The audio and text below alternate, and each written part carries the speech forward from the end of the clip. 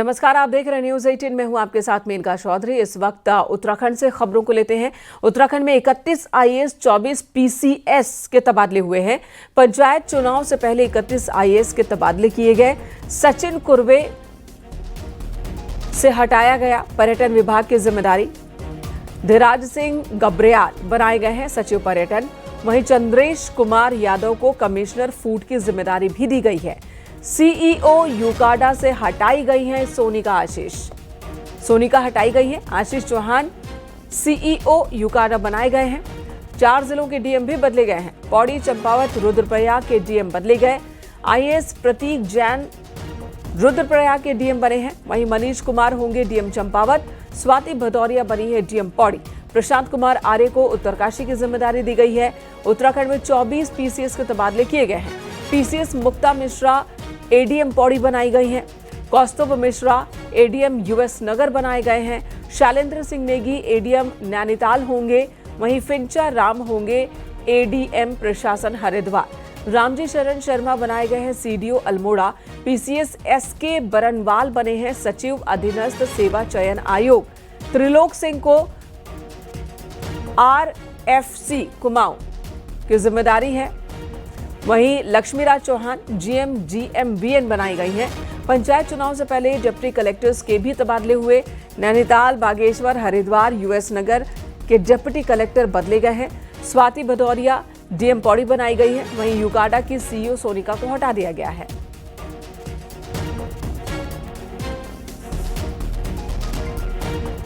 सुनील नवप्रभात हमारे सहयोगी इस वक्त हमारे साथ जुड़ चुके हैं। सुनील, इसमें बहुत सारे नाम हैं, लेकिन अभी जो चौंकाने वाला नाम है यूकाडा की सोनिका। क्या उन्हें हालिया हेलीकॉप्टर हादसे की वजह से इस वक्त हटाया गया वहां से? बिल्कुल मेनिका, जो लिस्ट आप देखेंगे, चाहे वो आईएएस अफसरों की हो या पीसीएस अफसरों की, इसमें बहुत सोच समझकर ये लिस्ट बताती है कि ये बनाई गई है। इसमें बहुत सारे वो लोग हैं, जैसे 4 जिलों के जो डीएम यहाँ पर बदले गए हैं। अधिकांश डीएम अपना 3 साल का कार्यकाल पूरा कर चुके थे, उनका वहां से ट्रांसफर किया गया है। जो अधिकारी, जो अफसर्स अपने अपने विभागों में ठीक से परफॉर्म नहीं कर पा रहे थे, उनकी भी इसमें अदला बदली की गई है। उनके विभाग बदले गए हैं। अगर आप इस पूरी लिस्ट को गौर से देखें, हाल में यूकाडा में जो एक के बाद एक दुर्घटनाएं हुई, ये माना जा रहा था कि यूकाडा ठीक से परफॉर्म नहीं कर पा रहा है, तो वहां से सोनिका को कार्य मुक्त किया गया है। डीएम पौड़ी जो आशीष चौहान अभी तक थे, उनको वापस यूकाडा लाया गया है। इससे पहले भी आशीष चौहान सीईओ यूकाडा रह चुके हैं, तो उनको उनकी एक बार फिर से पुनः यहाँ पर तैनाती की गई है। पर्यटन विभाग जो एक महत्वपूर्ण डिपार्टमेंट होता है, यहाँ पर सचिव सचिन कुर्वे अभी तक ये जिम्मेदारी संभाल रहे थे, लेकिन उनके खिलाफ लगातार कुछ शिकायतें थी कि वो ठीक से परफॉर्म नहीं कर पा रहे हैं, कम्युनिकेशन नहीं कर पा रहे हैं। शासन लेवल पर और पब्लिक लेवल पर भी उनसे शिकायतें थी, तो उनको भी बदला गया है। उनकी जगह धीराज गब्रियाल को सचिव पर्यटन बनाया गया है। धीराज गब्रियाल का एक शानदार कार्य रहा है। पूर्व में डीएम नैनीताल रहते हुए उन्होंने टूरिज्म के क्षेत्र में बड़े वहां पर काम किए हैं, इसीलिए उनको वापस एक तरह से पर्यटन विभाग में लाया गया है। इसके साथ साथ 7 डिप्टी कलेक्टर की अदला बदली की गई है। 4 पीसीएस को एडीएम बनाकर जिलों में भेजा गया है, और इसके साथ साथ एक आईएएस अफसर हरीश कांडपाल और पीसीएस विप्रा त्रिवेदी को भी वेटिंग में रखा गया है। इन दोनों अफसरों को, तो हम पूरी लिस्ट को अगर देखें तो इसमें वो तमाम चीजें हैं कि जहां पर जो अफसर परफॉर्म नहीं कर पा रहे थे, उनके विभाग बदल दिए गए। जिनका कार्यकाल कंप्लीट हो चुका था, 3-3, 4-4 साल से एक डिपार्टमेंट में थे, उनको दूसरी जगह शिफ्ट किया गया है। जी धन्यवाद सुनील इस वक्त पूरी जानकारी देने के लिए। तो ये जो तमाम नाम हैं, इनमें ज़्यादातर परफॉर्मेंस के आधार पर ही तबादले किए गए हैं। उन्हें उनके विभाग से हटाया गया है और दूसरी जगह की जिम्मेदारी दी गई है। पंचायत चुनाव को लेकर बड़ी खबर। पंचायत चुनाव में आरक्षण की रिपोर्ट को शासन ने राज्य निर्वाचन आयोग को भेज दी है। रिपोर्ट के मुताबिक ग्राम प्रधान के 7,817 पदों में से एससी के लिए 226, एसटी के लिए 226, एससी के लिए 1467, ओबीसी के लिए 1250 पद आरक्षित किए गए हैं। इसके अलावा 50% से ज्यादा पद महिलाओं के लिए रिजर्व किए गए हैं। 12 जिलों में 89 ब्लॉक पंचायतों का चुनाव होना है, जिसमें एसटी के लिए 3, एससी के लिए 18 और ओबीसी के लिए 15 पद आरक्षित किए गए हैं। जिला पंचायत अध्यक्ष पद पर एसटी के लिए 0 पद, एससी के लिए 2 सीट, ओबीसी के लिए 2 सीट और 9 सीटों को अनारक्षित किया गया है। जिला पंचायत पदों में भी 50% से अधिक सीटें महिलाओं के लिए आरक्षित की गई है। 817 पदों में एसटी के लिए 226 पद आरक्षित किए गए हैं। एससी के लिए, अनुसूचित जाति के लिए 1467 पद आरक्षित किए गए हैं और ओबीसी के लिए 1250 पद आरक्षित किए गए हैं। इसके अलावा शेष पद अनरिजर्व हैं। महिलाओं के लिए 50% से अन्यून पद आरक्षित किए गए हैं। पंचायत चुनाव के आरक्षण को लेकर सरकार के शासनादेश को हाईकोर्ट में चुनौती दी गई है। उत्तराखंड हाईकोर्ट में आज इस मामले पर सुनवाई भी होनी है। टिहरी के मुरारी लाल ने हाईकोर्ट में याचिका दाखिल की है और राज्य के 11 जून के आदेश को चुनौती दी है। याचिका में कहा गया है कि जो इस शासनादेश के अनुसार राज्य में इस चुनाव को पहला चुनाव माना है और आरक्षण का क्रम जारी किया गया है, वो असंवैधानिक है। याचिका में यह भी कहा गया है कि पंचायतों में 2016 में आरक्षण का क्रम लागू किया गया था, जिसके बाद 2019 में पहला चुनाव हो गया, लेकिन शासन ने इस चुनाव को पहला चुनाव माना है और आरक्षण का क्रम भी पहला ही लागू किया है, जो कि गलत है। याचिकाकर्ता ने कहा कि पिछले चुनाव में उनकी सीट सामान्य थी और इस बार बदलनी थी, लेकिन इस बार भी उसे उसी तरह से रखा गया है जो पहली बार थी। और इस याचिका में चुनाव आयोग को पक्षकार बनाया गया है। हालांकि इसके अलावा भी आरक्षण के और मामले कोर्ट में दाखिल होने की कगार पर हैं। पंचायत चुनाव आरक्षण मामले में सुनवाई आज होगी।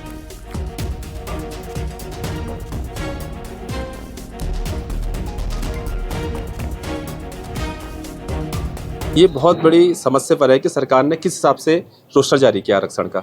ना अनुसूचित जाति के जनप्रतिनिधियों को या व्यक्ति को मौका मिल पाया है, न सामान्य जाति के जनप्रतिनिधियों को या व्यक्ति को उनको मौका मिल पाया है, न पिछड़े जाति के लोगों को इस आरक्षण का फायदा मिल पाया है। सब एक तरफा महिला करी तो महिला, जहाँ रिजर्व करी तो रिजर्व, तो हर क्षेत्र में अध्ययन करके अगर इसको आरक्षण करते तो मेरे ख्याल से सभी जनप्रतिनिधियों को फायदा होता और क्षेत्र का विकास में भी फायदा होता। सब मिलजुल के कार्य करते, जिससे जो आरक्षण लागू किया इसमें विचार सरकार को करना चाहिए। सरकार द्वारा पंचायती राज चुनाव के लिए जो आरक्षण तय किया गया है, इसमें जगह जगह महिलाओं को वरीयता दी गई है। इसमें आम जन पुरुष लोग हैं जो सामान्य सीट पे है, उस पर पुरुषों को टिकट के लिए कोई दावेदारी करने की पेश की कोई मौका ही नहीं दिया गया है।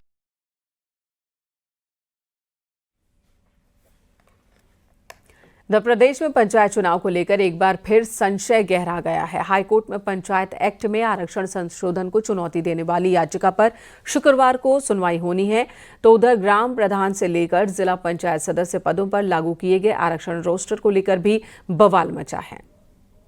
सरकार की मंशा पे जो एक सवाल खड़ा होता है, ये बहुत बड़ा सवाल है।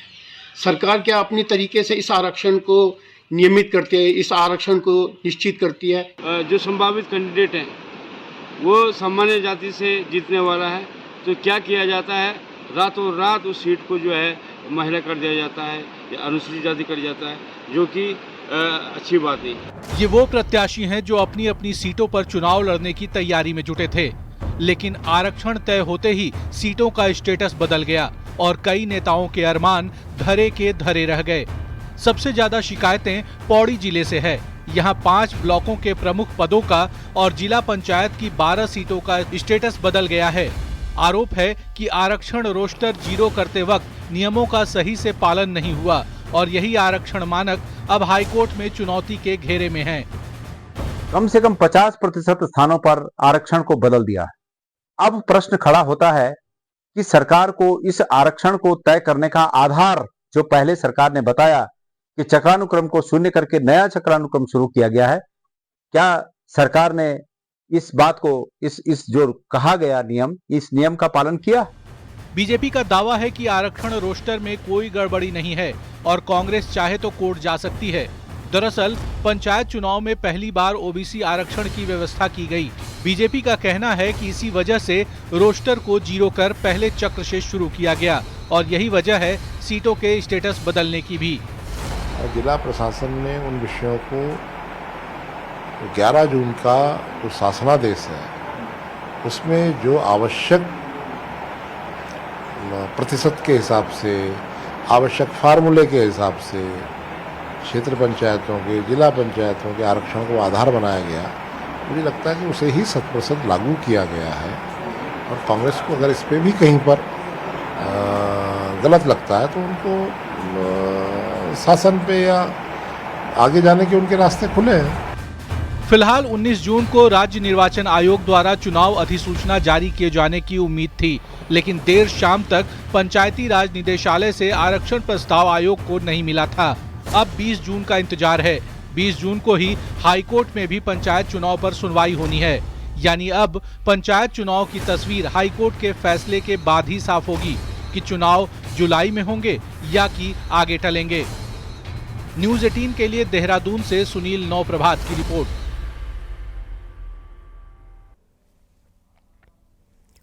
और नैनीताल से हमारे सहयोगी वीरेंद्र बिष्ट इस वक्त हमारे साथ जुड़ गए हैं। आज सुनवाई होनी है हाई कोर्ट में। वीरेंद्र, आज का दिन बहुत ही महत्वपूर्ण है। पंचायत चुनाव का इंतजार लंबे वक्त से चल रहा है। अब आरक्षण को लेकर पेंच फंसा है। एक तरफ याचिकाकर्ता है, उनका कहना है कि इस बार जीरो नहीं काउंट होना चाहिए, बल्कि एक बार तो आरक्षण के आधार पर सीटों का बंटवारा हो ही चुका है, तो फिर इसे जीरो क्यों? लेकिन सरकार का तर्क भी मजबूत है कि पहली बार ओबीसी आरक्षण लागू किया गया, इसलिए जीरो किया गया है। और ऐसे में जो दलीलें तैयार की गई हैं दोनों तरफ से, तो किसकी उम्मीद ज्यादा मजबूत आपको दिख रही है?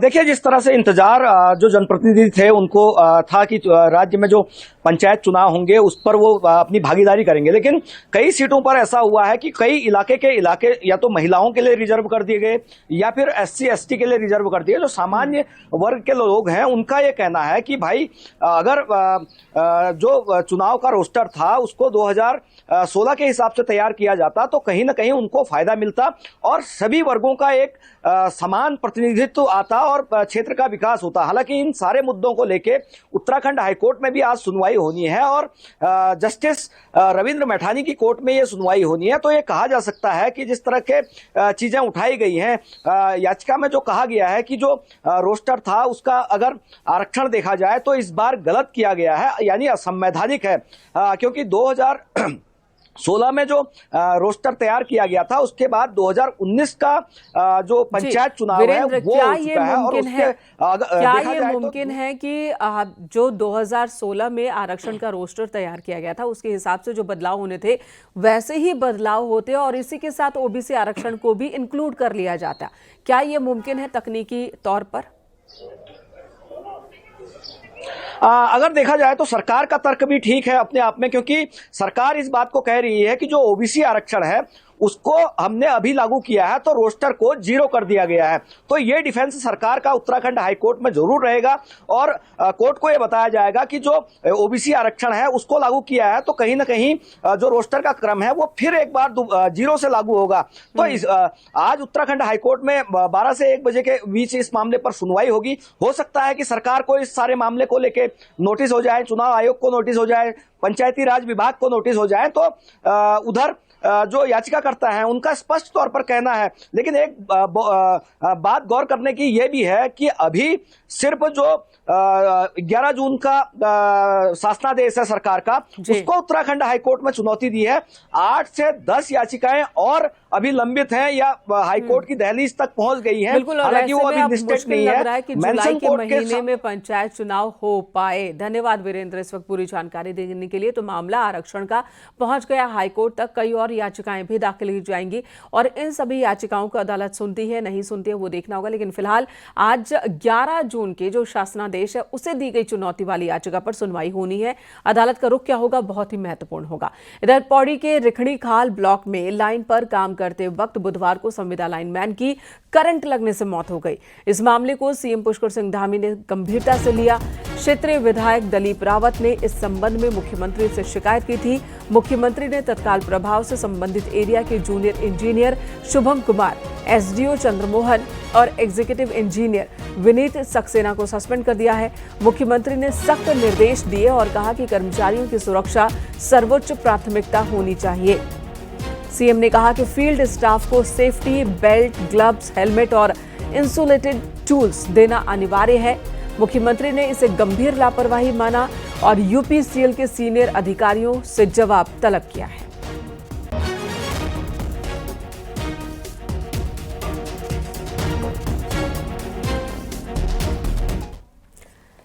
देहरादून में सीएम धामी ने शासकीय आवास पर समीक्षा बैठक बुलाई, जिसमें मध्य क्षेत्रीय परिषद में रखे जाने वाले प्रस्तावों की समीक्षा की गई। इसी महीने 24 तारीख को वाराणसी में केंद्रीय गृह मंत्री अमित शाह की अध्यक्षता में मध्य क्षेत्रीय परिषद की मीटिंग होनी है।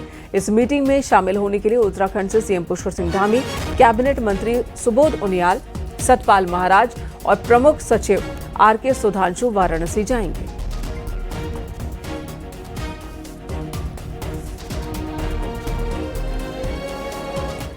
21 जून को 11वां अंतर्राष्ट्रीय योग दिवस मनाया जाएगा, जिससे पहले गुरुवार को देहरादून में मुख्यमंत्री आवास पर एक योग शिविर का आयोजन किया गया, जिसमें सीएम पुष्कर सिंह धामी ने हिस्सा लिया और परिवार के साथ योगाभ्यास किया।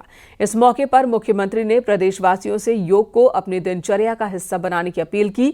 साथ ही सीएम ने कहा कि उत्तराखंड योग और ऋषि मुनियों की भूमि है और उत्तराखंड को योग और वेलनेस की राजधानी बनाने के लिए सरकार नई योग नीति लेकर आई है, ताकि योग से रोजगार के अवसर और बढ़ सकें।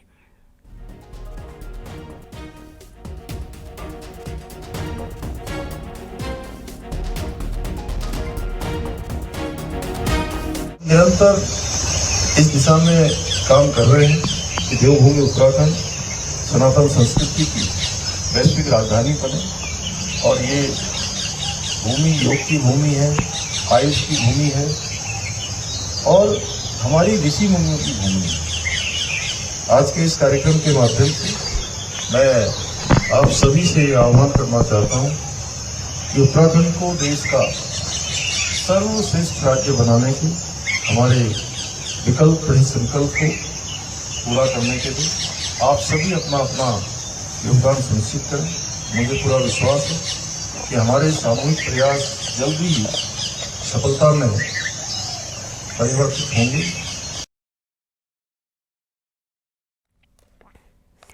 उत्तराखंड के ग्रीष्मकालीन राजधानी भराड़ीसैंण गैरसैंण इस साल 21 जून को होने वाले अंतर्राष्ट्रीय योग दिवस के लिए पूरी तरह से तैयार है।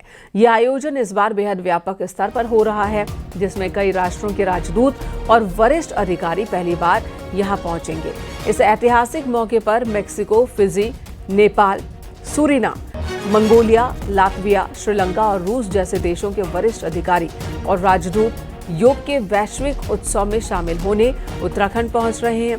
उत्तराखंड सरकार ने इन सभी गणमान्य व्यक्तियों के लिए पुख्ता व्यवस्थाएं भी की।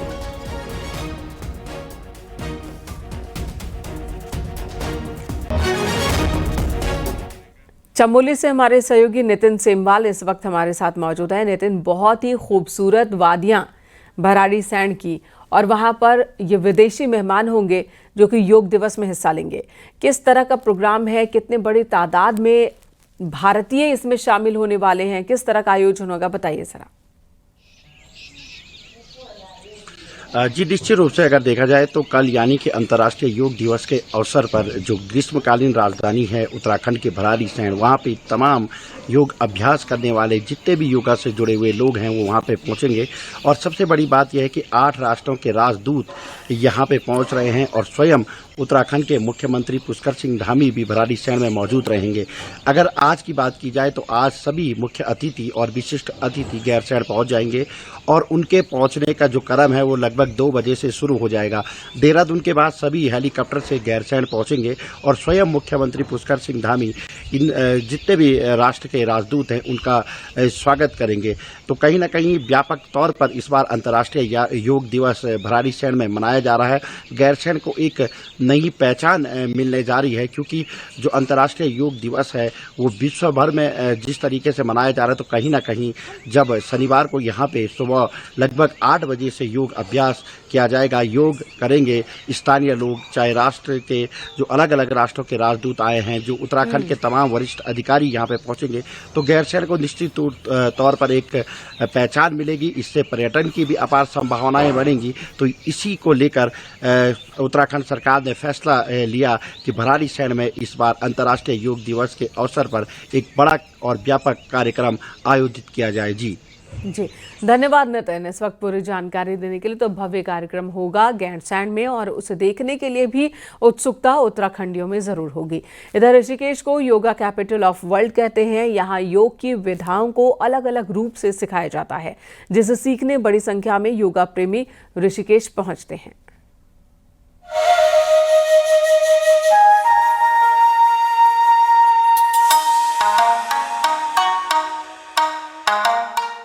अंतर्राष्ट्रीय योग नगरी के रूप में अपनी पहचान बनाने वाला ऋषिकेश पूरे विश्व में योग का ऐसा ट्रेडमार्क बन गया है जहां लोग दुनिया भर से योग सीखने पहुंचते हैं। अब जो विदेशों में जैसे चाइना में और सिंगापुर में या किसी भी देश में जब योगा के लिए किसी इंस्ट्रक्टर को लेते हैं तो सबसे पहले ये पूछते हैं कि कहाँ से किया है, और उसमें सबसे ऊपर आते हैं ऋषिकेश के लोग। और ऐसे लोग हैं जो योगा में एक्सपर्ट होते हैं, सब कुछ होता है, वो केवल उस सर्टिफिकेट के लिए, डिग्री के लिए ऋषिकेश आते हैं। भारतीय योग, आयुर्वेद और पंचकर्म बदलते परिवेश में सभी लोगों को अपनी ओर आकर्षित कर रहा है। ऐसे में ऋषिकेश में देशी विदेशी पर्यटकों को ज्यादा से ज्यादा प्रभावित करने के लिए उत्तराखंड सरकार भी हेल्थ टूरिज्म विकसित करने में जुटी है, जिसका केंद्र ऋषिकेश बन रहा है। I like Rishikesh so much. I have found the best yoga class here. I try to make yoga in my country, in Russia, and when I lived in West Bengal, I tried to make yoga too. But the best teacher of yoga located here in Rishikesh. योग नगरी ऋषिकेश विश्व भर के पर्यटकों के आकर्षण का केंद्र है। यहाँ के आश्रम में योग एक ऐसी धरोहर है जिसके दीवाने पूरे विश्व में फैले हुए हैं।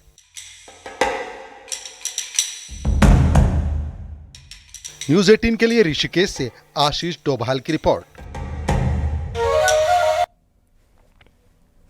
फिलहाल योग सप्ताह मनाया जा रहा है और चमोली में आईटीबीपी के जवानों ने योग अभ्यास किया। हाई एल्टीट्यूड पर अपने आप को फिट रखने के लिए आईटीबीपी के जो जवान हैं वो योग का सहारा लेते हैं। इंटरनेशनल योगा डे की भी आईटीबीपी के जवान तैयारी कर रहे हैं और जवानों ने योग अभ्यास किया। सीमावर्ती इलाकों में भी लगातार आईटीबीपी के जवान योग के सहारे खुद को फिट रख रहे हैं। Hold for 20 seconds, 10 seconds only.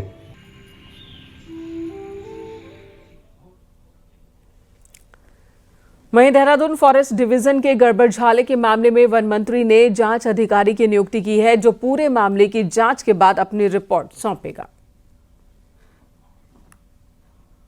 जब ये मालूम हुआ कि उसमें प्लांट की कीमत 100 रुपये पर प्लांट है, तो ये जानकारी आई, तो उस पर और इस पर जाँच बैठाई गई। तो ये हॉप को जांच के आदेश दिए गए थे। हॉप ने जो हमारे पीसी चीफ हैं कपिल लाल, उनको जांच सौंप दी और वो जांच कर रहे हैं। और निश्चित रूप से जांच के परिणाम आने के बाद जो तथ्य आएंगे उसके हिसाब से कार्रवाई की जाएगी।